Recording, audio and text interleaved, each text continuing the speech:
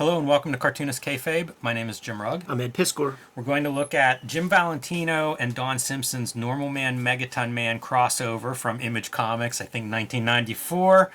Kind of in the vein of Savage Dragon Megaton Man or Splitting Image. Maybe even a little hint of 1963 in here. But before we crack this thing open, I want to invite everybody to like, follow, and subscribe to the Cartoonist Kayfabe YouTube channel if you haven't done so already. Hit the bell icon next to the subscribe button to be notified when we post new videos. It'll help offset the kayfabe effect. Kayfabe effect is when everybody sees Normal Man, Megaton Man, they're going to race off to eBay, Amazon, and their local comic shop to get themselves a copy of this great comic. And they can get scarce, prices can go up. So you want to be the first one in line looking for whatever comics we are showing off. And the best way to do that, hit the notification button. You'll be the first in line. Also, let these videos play through to the end. That allows YouTube's algorithm to share our videos with other comics fans who haven't found Cartoonist Kayfabe yet. We are at 62,000 and growing. We are on our way to 6 million. So the best way you can help us grow is let these videos play through to just raise the awareness with other comics fans. We appreciate that. Thank you. And also, we're going to be at Heroes Con. Comic conventions are back, and that's going to be the next one on our list. So come out in June and let us know what you want to see on Cartoonist Kayfabe. But Ed, we are here to get into one of these 80s superhero characters crossing over in the 90s. What a cover, man. Call it, obviously an homage to the Superman Muhammad Ali DC Treasury cover. Pretty famous, iconic cover there. You're seeing it here, but our crowd is made up of Indy comic characters. Starting with our referee, Flaming Carrot, big, right in the middle. Let's play a game, Jimmy. Oh boy. Who can you call out, man? Start from the top left with Zot. Yeah, Zot, Scott McCloud, obviously, that's an easy one. Put your fingers on the triggers. Panda Khan. Yep. But who's that? Omaha Cat Dancer? I think so. Cerebus. I don't know who the bear-looking character next to Cerebus is. Isn't there like Ninja Gopher Squad something? Oh, I'm sure there is. Yeah, like I think there might be a few of them. Yeah, I think that's what those are. Madman, Mike Allred's Madman. That's a Mike Allred thing too, from the Madman comics. Yep. Roberta Gregory, maybe. Naughty Bits for sure. But who's above? Dr. Radium. Got I think them right. That's an SLG title. Neil the Horse. Ooh, Orange Saba. Dan Clowes with is that Needle Dick? that's definitely a Clowes piece. I don't know that cat above. Is that Fat Freddy's cat? No. No. Yeah, I don't recognize that one either. Look at below Clowes though. That's like a Richard Sala. Okay. But I don't know, specifically what. Do you remember this? That's like a Mark Baudet. Oh, gotcha. Okay, sweet. Mr. Spook from Bean World, Larry Martyr. I'm not sure who this is with the kind of cartoony nose. I think that's Sad Sack. You know Sad Sack? Yeah, I know Sad Sack. Doesn't that look like Sad Sack? It does kind of look like Sad Sack. These gophers, I have no idea. Like, this might be one of your turtle rip-off gopher groundhog something characters. Yeah, I don't know that shit. We're getting into some deep. I don't know that into frog. The weeds, man. I don't know that frog with the Zot shirt. Obviously, Jeff Smith's Bone characters here. Do you know this one right there? Is that Dark Knight? Nah, that's the Night Watchman from Big think? Bang Comics. All right. That's what I'm thinking. You know now this one I'm right really here? falling off. An army ant? That's Steve Laffler's Bug House. Jeez. How about this Colleen Doran? Absolutely, man. A Distant Soil. You know those two? Is that Wolf and Bird? Yeah, it is, man. Counselors of the Macabre. I don't know these two, but I've seen that guy. That is Johnny... Oh, man. Hazard? No, it's a Pete Morisi character. Johnny Dynamite. Oh, cool. He ran in the back. There were reprints in the back of, oh, man, Miss... I'm not going to get it right now. but yeah, Johnny Dynamite, Pete Morisi. I have a collection of his stuff. Ralph Snart. All right. Cherry Pop-Tart? That's goddamn right. I don't know who that is. Man, I'm just winging it on a lot of these. And I have an idea of what that is. It's real hard to tell. Poop emoji. I think it's a fucking gestating tyrant. Like, I see scales and shit there. I'm not sure. You might be right. But slightly off-register, like black line. Yeah, exactly. Getting that white outline around it. I'm just guessing that part. Wow. All right. Well, ready to dive in? And then I don't know who these guys are either. Yeah, I have no idea. Or that. Man. It's so bizarre. Do they have them all called out? I don't see the, I don't think they have the key, unfortunately. But, nevertheless. You know what, man? It was Johnny Dynamite. It was that one character, and it said Terry Beatty. Terry Beatty, yeah. What was the book that... There was a crime book that they did. Ms. Tree. Ms. Tree. They reprinted Johnny Dynamite in the back of there, and he might have ended up being like a supporting character in Ms. Tree. Okay, so like in this inside cover, man, this is the stuff that like these are the guys. So, okay, so there are several Arn Seba pieces. Soapy and Neil the Horse. Let's see. There's a Rick Veitch Mystery Incorporated piece somewhere. Didn't see that. Something called Sea Wolf. That's a character we don't know. Yeah, there's quite a few of these that are kind of news to me. Yeah. Which is, again, funny. Like, how much, like, what a connection in the early 90s as far as, like, let's get as many indie people involved as possible. And it looks like a lot of them are paste-ups. Okay, I was going to say drawn by the original creators, but right, paste-ups. Yeah. No doubt with permission. They do talk in the back about some of the pages that have different characters popping up, that they were gathering those up at a couple of conventions that they were at. Yeah, that would happen. Like, there was the one Madman cover where Dan Clowes draws the nutsack. They're like the floating nutsack. Yeah, it's funny to think of Dan Clowes with some of this stuff. I know, because he's sitting in an artist's alley next to I don't know, man. He has that really cool Madman pinup. Like, Madman...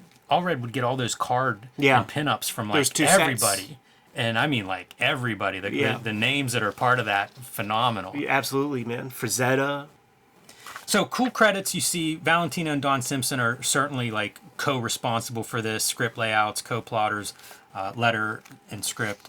And then aided the second tier, Larry Martyr and Bob Burden. And then you see like some of the background art, people that I guess they were able to snag at, like we said, at various conventions or wherever they would hook up with them. Maybe mailing some stuff, maybe doing paste-ups.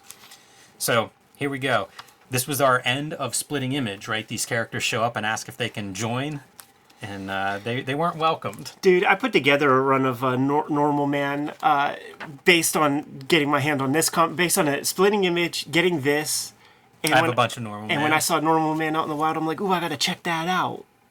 Yeah, how'd those hold up for you? They don't look unattractive. It's true. It's true.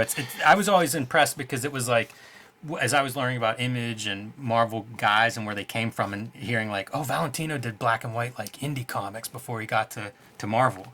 That was always a revelation to me, and of course now we know that's maybe more the norm from that time period, but it seemed really cool. Time to pay some bills. Ed Piskor and I are working cartoonists. The best way to support Cartoonist Kayfabe? Buy our comic books. Red Room, Trigger Warnings. Issues 1 through 3 now available in comic shops everywhere, barring 28 countries and I think 11 comic shops where it's banned, but you can ask for this and order it from virtually any comic shop. Who knows, they might pull them out from under the covers. Red Room Trigger Warnings 3, the second season of Red Room. Every Red Room cover self-contained, so pick up whichever one you find and you'll get a complete story, along with Red Room Antisocial Network, the trade paperback of the first season, available now wherever books and comics are sold. Hulk Grand Design, Monster Madness, a retelling of the 60-year history of the Incredible Hulk. I am writing, drawing, coloring, lettering, the whole shebang, the Grand Design way, and this is available now in comic shops everywhere. Both issues, the complete story of the Incredible Hulk's rich history. Pick that up now wherever comics are sold. And back to our regular scheduled programming. Pitt making an early appearance, and them talking about the size of the bigger neck veins than these guys have, which is saying something if one of the neck veins is Megaton Man's. Yeah, it's a thing. Like Megaton Man would parody a lot of like Silver Age Marvel and would go up to Steranko and stuff.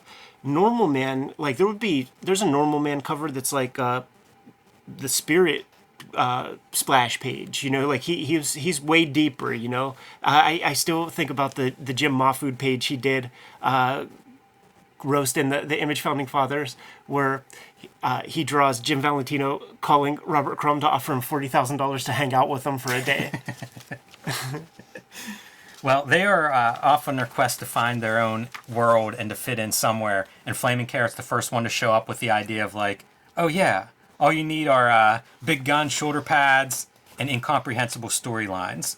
And his character, Blood Clot, the Untamable. That's a profanity in some cultures. It's a funny drawing because it's kind of like, I mean, this is all Don Simpson. Totally. All the surrounding drawing on that character. Probably even the head, because I don't know why you bother to have somebody draw the head in there, but maybe that's a Bob Burden. He can freaking swing a brush, man. He definitely can. I'm always impressed by the guys who are fans of Flaming Carrot. I feel like there are a lot of what I would think of as unlikely Flaming Carrot fans. Flaming Carrot was right before when I got into comics as a reader. So I have some Flaming Carrot comics. They're fine, but I know these guys where it's like, that's a big book for them. Sure, it's those guys. It's the guys who like elementals. It's the guys who it's just fuck a with Mage couple few years and, before I was buying. Yeah, like there's a certain prejudice. Like there's a gulf because they're the guys that were like, you guys are fucking stupid reading that Todd McFarlane bullshit, blah blah blah. Like the guys who would be saying that were like the Elementals fans, and we're messing with like all of that kind of and. Yeah, Flaming Carrot is one of those. There's your Mystery Incorporated Rick Veitch piece. Oh, yeah, we got another one of these splashes, man. Yeah, that thank you in the beginning may have been referring to, like, throughout the issue, too, like, who all appears. Yeah. This kind of thing where, like, they're at the crossroads of all of these different worlds. Concrete standing there all small at the bottom. Herbie the Fat Fury. It makes me think of... Like, a lot of comics have this concept, and they play it like revisionist superheroes. I've seen this in some of those comics, this idea of, like, what the different worlds are and these characters in different places. So it's kind of funny how that can be, like, very dark and serious and literary, revisionist superheroes, or it can be this kind of, like, parody, satire, played just for laughs kind of version. Yeah, like, and, this is clearly by comic fans. Duckburg... So you have your Carl Barks, Border Worlds is the Don Simpson sci-fi. Mm-hmm. What else do we have? Man, the Phantom Zone. I think that's some DC shit. Yeah, Earth One. I like this one arrow just points down. Simpson's character in here. I mean, this is, it's crazy that we haven't done In Pictopia yet. But that would be like the first place in comics to really play around with this kind of trope. And certainly Alan Moore does it a whole lot. And Cheese Whiz reference to Gareb Shamus. From Wizard. The big cheese. Wearing a Zero illustrated shirt. So definitely a time period that we're looking at here. Clearly, unmistakably early 90s reference. Do we have a John Byrne type guy? Is that what we're looking at there? Yeah, I assume that's who this is supposed to be. I was on top once. That's just mean. He's done all right for himself. And Neil Gaiman, right? No, totally, man. Doing a reading. Look, they're going to Slumberland. Right. That's pretty clever. Going from Nemo, one of the first great comic strips, to now Sandman. There are some good, like, Little Nemo type strips in Sandman comics. That's a nice 2-page spread, action kind of image, expectations met. And then another cool 2-page spread, but again having like some different characters come in. It's confusing to me a little bit because you get into this and it's a lot of the corporate owned characters. So yeah, Batman, Wolverine. They're foreshadowing, dude. Yes. It's another Mark Bode piece. You really Prime, just getting destroyed. You can really kind of compare the chops of Don Simpson versus Jim Valentino when they draw their two big characters, man. Because, like, the sort of knowledge of just basic anatomy and stuff, like, Don Simpson has a more confident brush line. Yeah, I was going to point out that brush line is a big one. Yeah. And there's just something... There's something missing in the Valentino piece. That's just, like, less solid. There's less of a foundational underdrawing. Yeah. A solidity. A little bit less polished, too. Totally. You look at this, and in my mind, I was thinking, like, it's funny to think Valentino's the guy that has a pretty good Marvel career. And Don Simpson, I don't know if he's done anything for Marvel, but you can't tell just from this drawing. I don't know that this drawing reveals, like, who should be doing a Marvel book. Yeah. Cut a little promo on Scott McCloud here. He got skewered in the 90s, man. He did. Wasn't there a Fantagraphics thing called, like, filibustering comics or something? I don't know if that's true or not. There definitely was something like that. I don't know if it was Fantagraphics, but they would write in the Blood and Thunder's letters columns in Comics Journal for what felt like years after understanding comics, just cutting promos on some of his ideas from understanding comics. This Bill Keane is not a fight scene. I feel like that's a clear right out of understanding comics kind of language. Pretty funny to see him applying this idea. And then Norm from Normal Man. Right shows up and he's mad that he looks the same and also throws a shot at Lloyd Llewellyn. Everybody looks like Norm. The Beanworld guy on the head. Something tells me that's just like a silly lark between those Larry Mortar and his pal Don Simpson. Yeah, I feel like Larry Marder's probably got some stories to tell. Because wasn't he running Moondogs before he comes to Image? Like, he had a big background in retail, comics retail, direct market stuff. Yeah, he also had like an advertising background or something. He was a salesman. I wonder who did this background. Me too, because neither... That is not Don Simpson Marks. Right. And it's really nice. It's one of the nicer backgrounds in this story. Yes. Some of the cross-hatching, like in the stalactites, look like...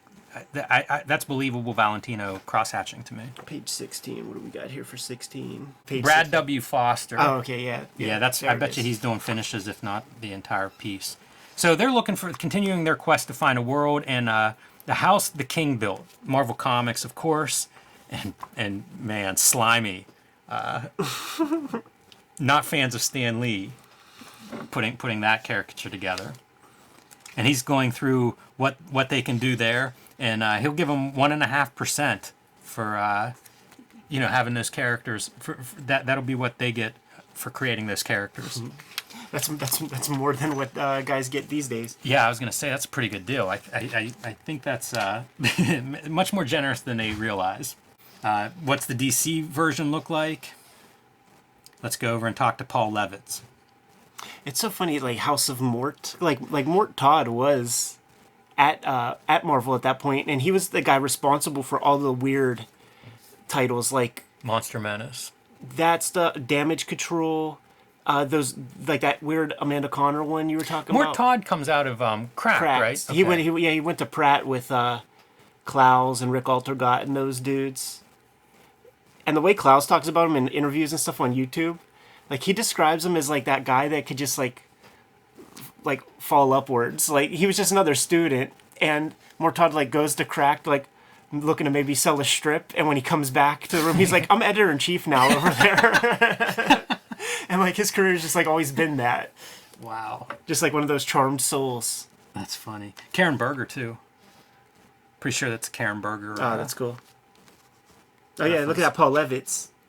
Yeah, the Paul Levitz is good. And they're gonna make these characters into the Dark Knight, or maybe something a little bit more on the goth side of things. That's probably not totally the goth, but definitely Sandman, Vertigo. Sandman is very goth. Running through some of the other universes, like, Ultraverse, Uglyverse is what they call it. Mm-hmm. That's funny. It does feel like that, man. Seeing them like just ripping apart something like the Ultraverse, boy, that ages well. Sure. And this has to be Defiant, right? The slime. Plasm, if you will. Yeah. Pogs just dismissed. Those things aren't gonna last.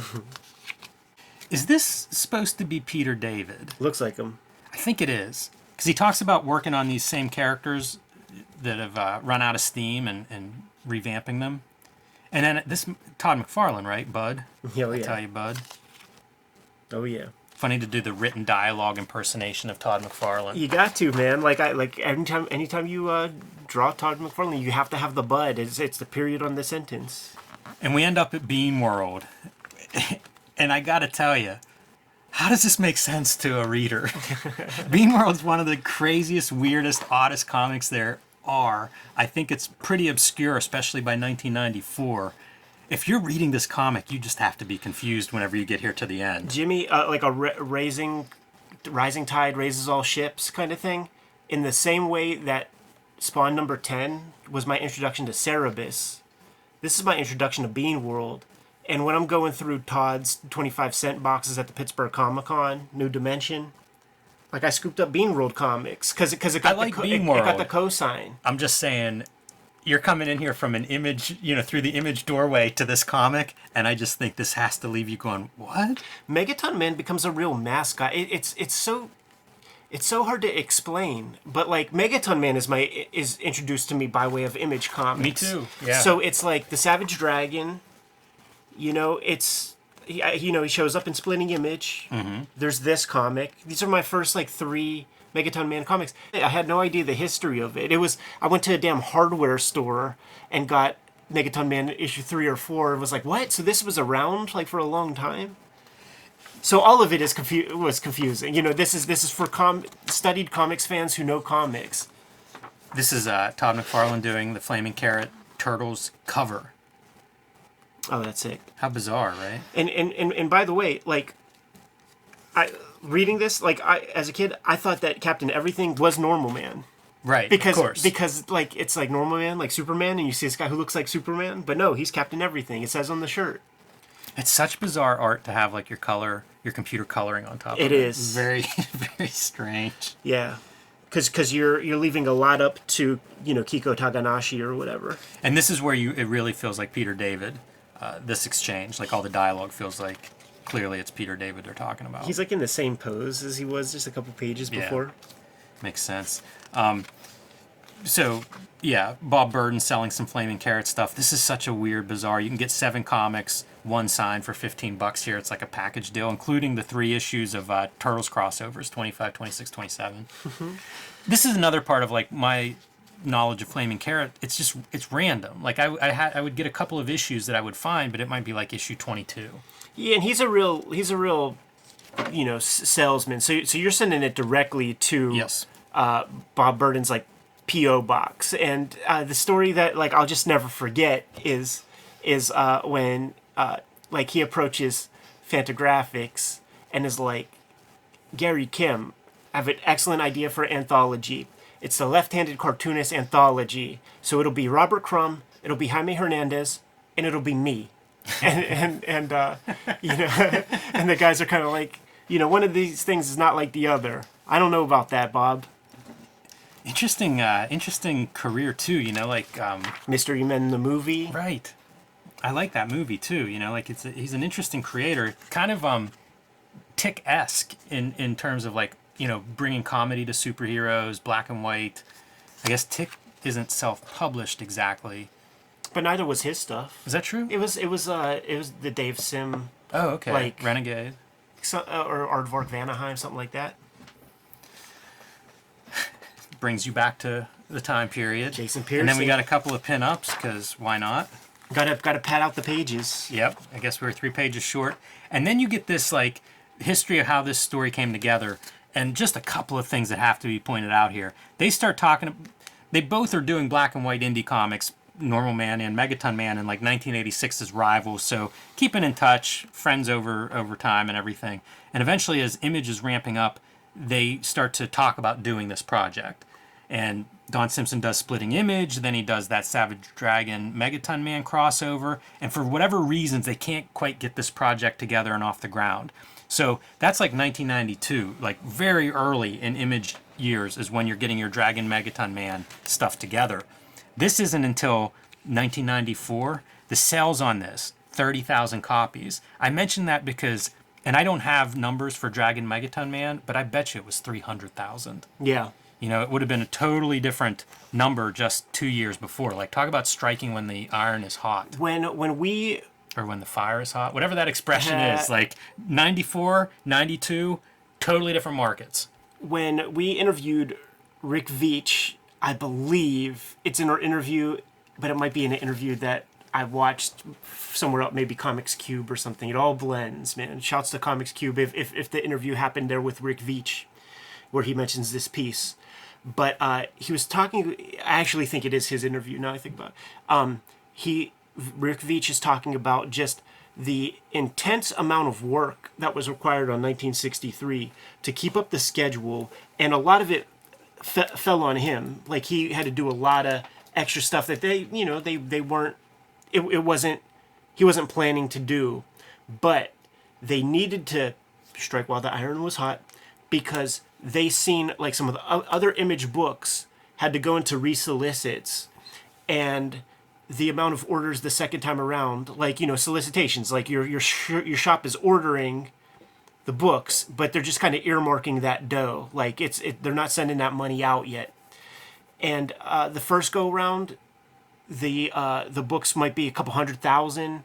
The time the resolicit happens and the market is beginning its implosion and everybody has to tighten those bootstraps, you could lose 100,000 sales, 150,000 sales before, the next time it's solicited. So you had to strike at the right time. 30,000 is very low for Image. It might be the lowest selling Image thing at this time.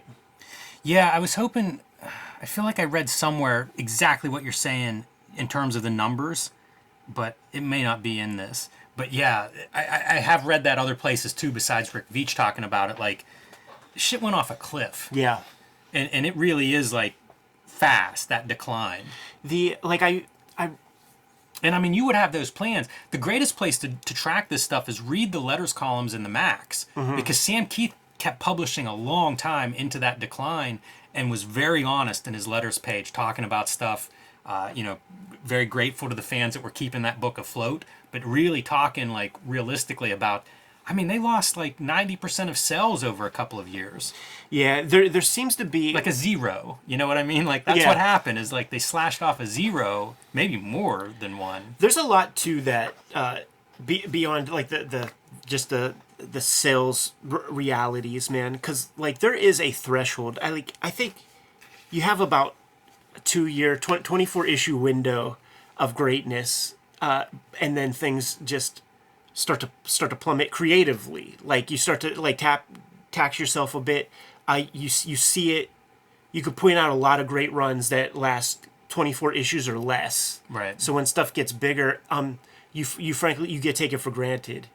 And watching these Alan Moore the masterclass, the BBC Maestro stuff that's out right now, man.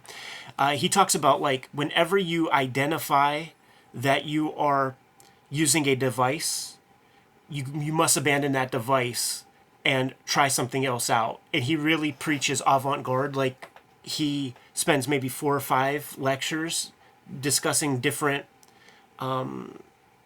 sort of avant-garde techniques that became part of the mainstream, and how you have to have that bleeding edge piece.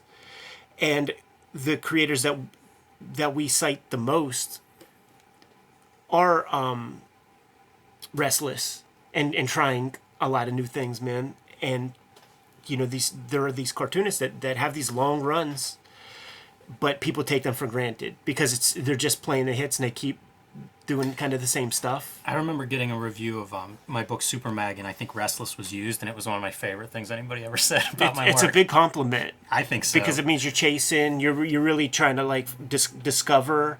It's a nice trait to have. It's even nicer if you also land on something that really strikes the chord that can like benefit you in a financial, pay the rent. Yeah, absolutely. That'd be a nice thing. Don Simpson's Bizarre Heroes, an ad for his ongoing creator-owned comic from Fiasco Comics, self-publishing it. And this is this is 94, so this is your rise of the independence time. SPX is going to come out of this movement. But I wonder, like, in hindsight, he must have had the opportunity to do Bizarre Heroes at Image, right? And That's chose to self-publish. I'm very curious about that, and I wonder, what is his world if he had gone the other direction? Because you saw, like, Bone, Jeff Smith's Bone, who was also part of that Spirits of Independence, whenever things get to their worst point, joins Image. Yeah. Almost as like, this is the best bet to survive whatever the comics industry direct market is right now. And I wonder, like, had Don Simpson aligned with Image rather than self-publishing, if things would have been, the 90s would have been different. Because he leaves comics shortly after that, right? Like, he takes a big break from comics towards the end of that. And all those guys, Facet leaves comics, like all these guys that were self-publishing and were good until that implosion, many of them just get out of comics for a while because of how bad things go. It was, as an observer, also, is this a character?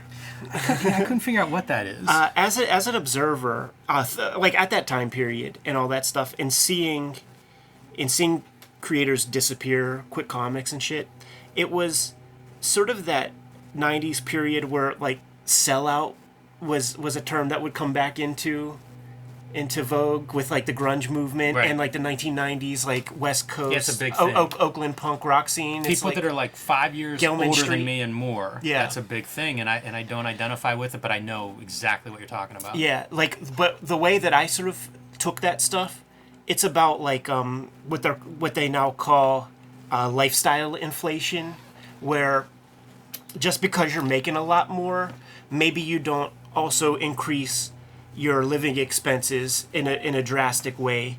And I'm not saying that any of the people that we mentioned did that, Right. but I do know that some, not the people we A lot of mentioned. people do. Yeah, it's the nouveau riche. I think of it as wrestling. Like, all you hear about old wrestlers talk about, like, save that money. Yeah. You know, when you're on top, save that money. Yeah. And I kind of feel that way. I think comics have some history where it's like, save that money. Totally. Whenever stuff's going well. Totally. And I pulled a lot of dudes' coats about how they made 2008 work as successful cartoonists, and that was the number one.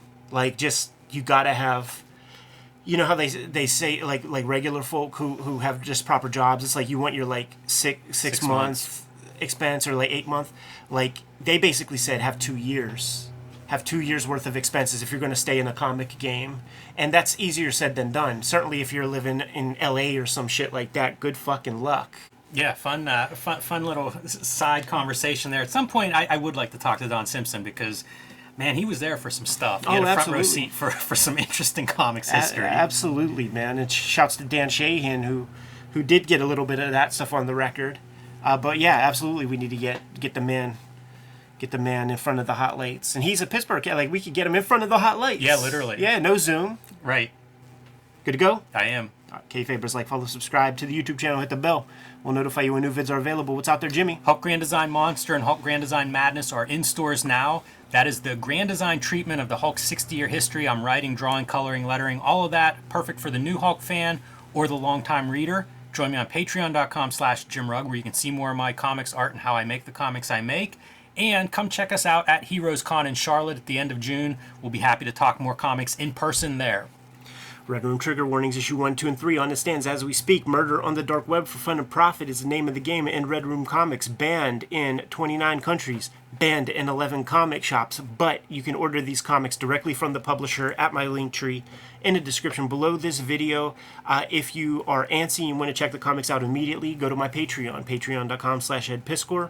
$3 gets you the archive there, and I have more than 200 pages of Red Room comics up there as we speak. Jimmy, what else do we have? Subscribe to the Cartoonist Kayfabe newsletter at the links below this video. You can also find Cartoonist Kayfabe t-shirts and merchandise at the links below this video. That's another great way to support the Cartoonist Kayfabe channel, and I want to see a lot of Cartoonist Yes. Kayfabe shirts at Heroes Con at the end of this month. Jimmy, give them those marching orders, and we'll be on our way. Read more comics.